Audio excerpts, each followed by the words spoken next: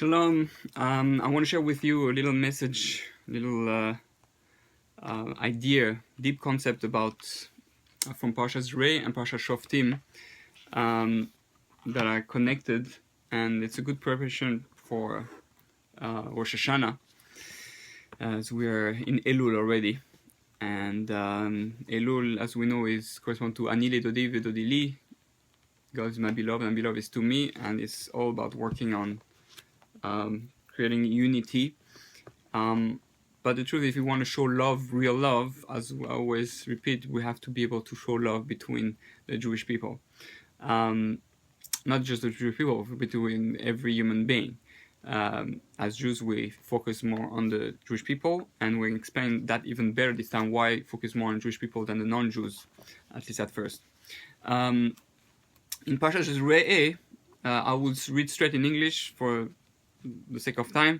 It said, it shall be that the place that Hashem, your God, will choose it to rest his name there, meaning speaking about where he wants the Beis HaMikdash to be built, to there shall you bring everything that I command you, meaning all the korbanos. So it's very strange. Okay, Hashem wants to show a place where he's going to rest his name. Well, why do you say that? Why does Hashem wants us to? Why doesn't it say, okay, this is the place where we're going to build the Beis HaMikdash?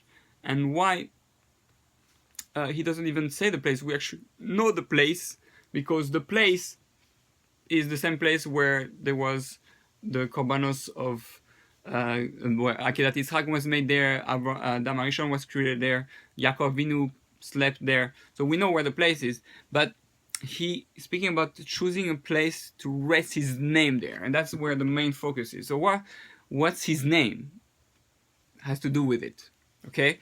And that's the first question. The second question is, it says about in Parashas Shoftim, which is this week's Parasha, that when you come to the land that Hashem your God gives you, and you take possession of it, and you settle in it, and you will say, I will set a king over myself like all of the nations that are around me. You shall surely set over yourself a king whom Hashem your God shall choose. From among your brethren shall you set a king over yourself. You cannot place over yourself a foreign man who is not your brother. So we know that the Torah never adds any extra name, word, letter. And here it says, okay, you're going to take a king that is from your brothers, so meaning a Jewish king. Now, then what you have to bring another verse that says you cannot place over yourself a foreign man. Obviously, if it's from your brothers, it's not a foreign man, and who is not your brother. So you say he's your brother. Why do you have to repeat not your brother? So, very strange. And also it's interesting that this is also the place where it says that Hashem should choose a king for you, and connected to Parashas Reeh, which is I'm going to choose the place to rest my name. So those choosing of the king and the Beis HaMikdash, obviously it's linked one to the other, because the king is also Moshiach, and Moshiach is going to bring the Moshiach, rebuild the Beis HaMikdash. So it's one and the same thing. So what are we talking about here? So we have to understand that what is the name of Hashem?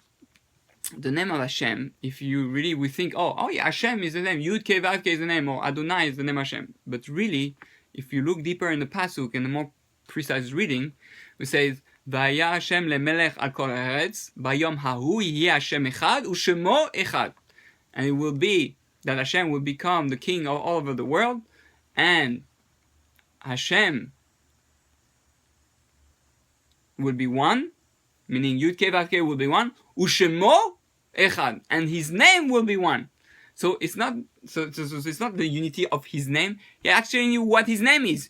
U'shemo, you know what his name is going to be? U'shemo, his name is Echad. That's the name of Hashem. The name of Hashem is Echad, one, unity, and it makes a lot of sense.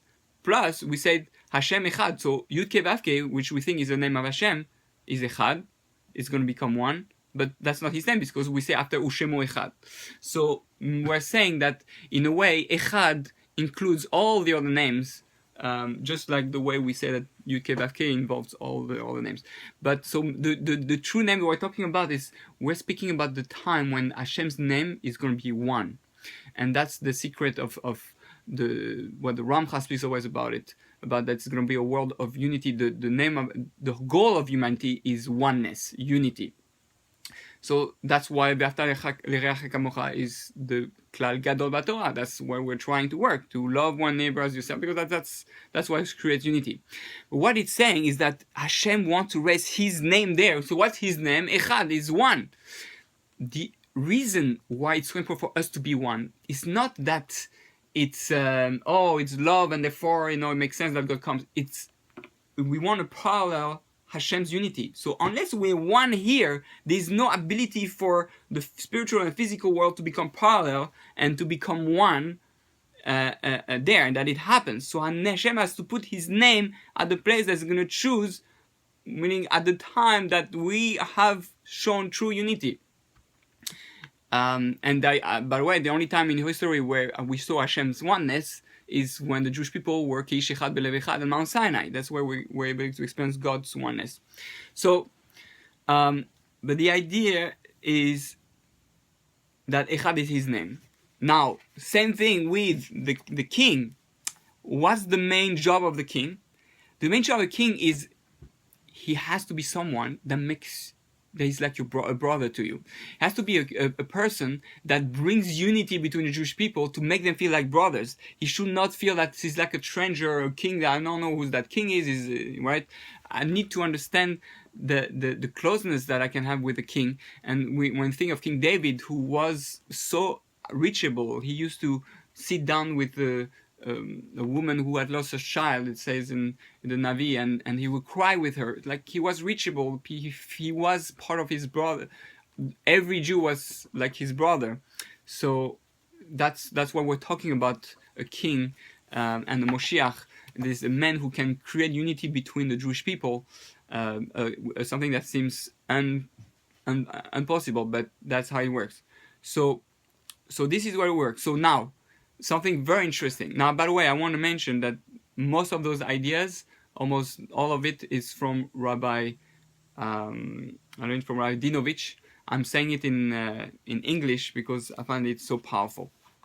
So Rabbi Dinovich adds something very powerful. Why is it that in history it is the Christians and the Muslims that mostly try to destroy the Jewish people? What about the Chinese? What about the Australians? What about, they never bothered us. And it's interesting that really the people who bothered us the most and tried to kill us the most are our brothers. What do I mean by that?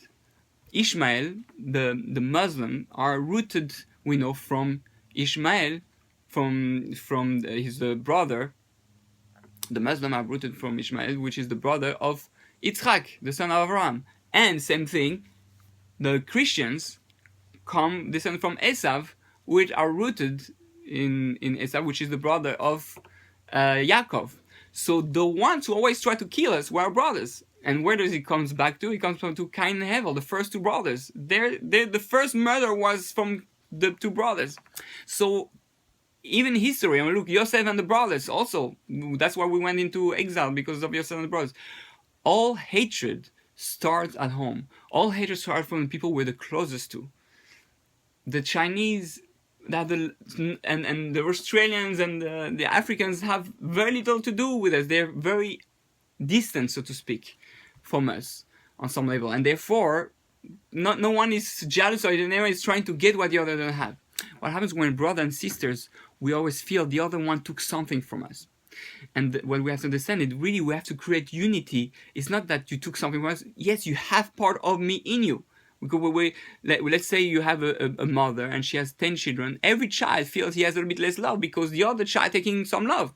So there is a fight of what one has and one doesn't have, because obviously one brother takes space. Instead of understanding that each one is necessary and they have to complete each other, and that you're necessary to have what you have and what I have, and we have to unite our strength, what we have. So that's real unity. So that's why home is the first place where we have to work on love, our brothers and sisters, and then our own nation. And eventually, when we can do that, then it'll be easy to love everyone else. The Chinese and the thing is, that should be actually the easiest. The Japanese, they do sushi. We should love them. But the idea is that we have to create unity. So now look, in the word echad, Rav Dinovich says, in the word echad, you have that concept. What's echad? Echad Aleph stands for the Jewish people. Elokeinu or MS. MS makes sense. MS is the middle path of the Sfirot, which corresponds to Tiferes, and that's the harmony, what creates harmony between all the strength and the forces. And then you have Ches, which is Chesed, corresponds to Chesed, and corresponds to Christianity. Christianity is the whole Chesed that has been taken, all about love, and is a God of love. And then the Muslim is correspond to Daled, which is Din, which is Gvura, extreme harshness and strictness. No room for any error. So the idea is that Echad, I mean, when his name is going to be one, is when the Muslim and the Christian, which are the two extremes of the spectrum, are going to come back to the Aleph of Echad, and it's going to be all one. And that's why the Beis Hamikdash is called that it's going to be a house of prayer for all the nations. All the concept of God are going to go back to that harmonious thing that God is one, that God is not just din, just is not just strict justice, he's not just love, he's harmony, he's one, he's connected to everything. And the way the Jewish people are supposed to represent God through their actions and the mitzvahs, and we're supposed to be role model and show that unity. That's our job. So that's really what it's saying, that Echad, the real unity of Hashem, is when we understand that God is one and includes everyone. And we're not going to try, you have something I don't have. Now it's interesting, the Beis Hamikdash, the place of the Beis Hamikdash is the place where, again, what you had, you never had someone, the Chinese, coming to try to take that place. No, it was first the Christian, they put a church there, and then after there was the mosque that we have, the Dome of the Rock today. And it was the Beis Hamikdash before. So the only one really fighting for that place are the Jews, the Christians, and the Muslims. And again, that's why we fight them all the time, because they are like rooted, they are our brothers, and we want the same thing. We want to say God is one. So that's our fight for unity, and we have to try to understand that we're here to complete each other, and we have to find the middle path, the path of the Jews are trying to show, that it's not all the way on the right, all the way on the left. Echad means it's rooted in the Aleph, creating harmony, and that God is a little bit of justice, also is a bit of love, is a bit of everything, because He's one with everything. So if we do that, and you should think of that when you say Vidui, now it's a Slichos, it's Elul, think of when you say Ashanu, Baganu, right? Well, all the Vidui, the confession we say during the 40 days coming, we say plural, because really it says that when one sins, he makes the other Jew sin, and when the Jew sins, another Jew sin makes us sin. That's why we say plural, even though I didn't steal or I didn't speak Lashon Hara, but he did. If he did, it's like you did. That's the hardest thing for us to realize, that person affects me and I affect that person, and we're dependent on each other just like brothers. Arevim zelazeh. And until we reach that in our mind, that we're like one unit, you cannot say, no, I don't want to have nothing to do with you.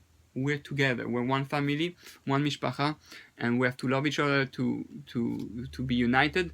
And if we do the vidui correctly and try to excuse my brother for his mistake, and I feel it is like my mistake. If he made a mistake, it means it's a bit part of me too, and I want to help him fix his mistake. And I pray God that his mistake should be fixed as if it was my own.